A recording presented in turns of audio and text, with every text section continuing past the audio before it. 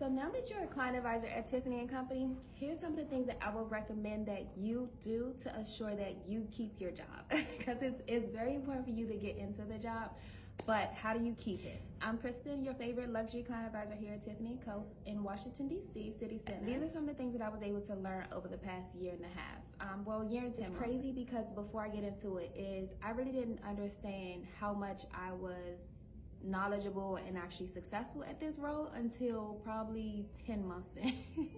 So I want to help you to skip past all of that and find your confidence in advance. So what you will see with Tiffany & Co. is that everyone has steps, if that makes sense. I can't get into too much of our back of house conversations, but overall you're expected to do certain things in your role. But one of the main things in your role is to assure that you are creating client experiences. So if you haven't already heard about the FORM conversation, that is something that I would definitely look into in practice. FORM is just an acronym for you to be able to better get to know your clients. It helps you to tailor those questions to really get to know who they are. And one of the greatest things that they are going to push is for you to understand what their capacity is. There are levels to Tiffany & Co. Some clients want to be at one level, some clients want to be at another level, and some clients want to be at another. It's your space and opportunity to discover that in the most elegant way possible. So sometimes FORM is an easy layout of questions that will help you to get to know and really open your clients up so you know what their potential is.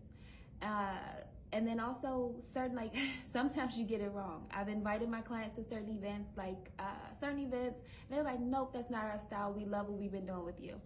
Not a problem. So it's important for you to shoot your shot at times.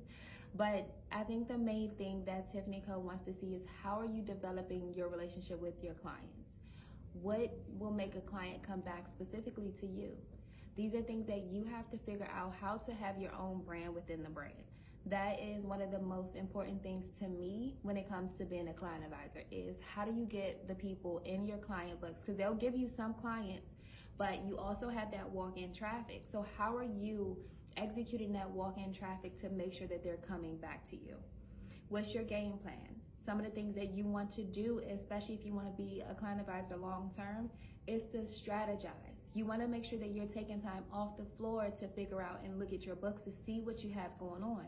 How are these clients interacting with you? How frequently? Is there something that you can do personally that will make their experiences even better? Whether it's a text message, email, a gift sometimes. It just depends on your client and your store. But you want to make sure that in the front of your mind is that client experience. How can you dare to help that client dream? How can you give them a vision for, okay, this is what we're working on today, but this is what we're going to set up for next month or like in 3 months or next year? How do you help your client really dream and create that magical space with Tiffany? That's my challenge for you, is to reflect on your clients, reflect on who you are and what you're presenting to your clients and how you're showing up for your clients. And I think you'll have an amazing, successful year and years to come. Continue to work on yourself, continue to build, and I look forward to having more conversation with you about the behind the scenes of Tiffany & Co.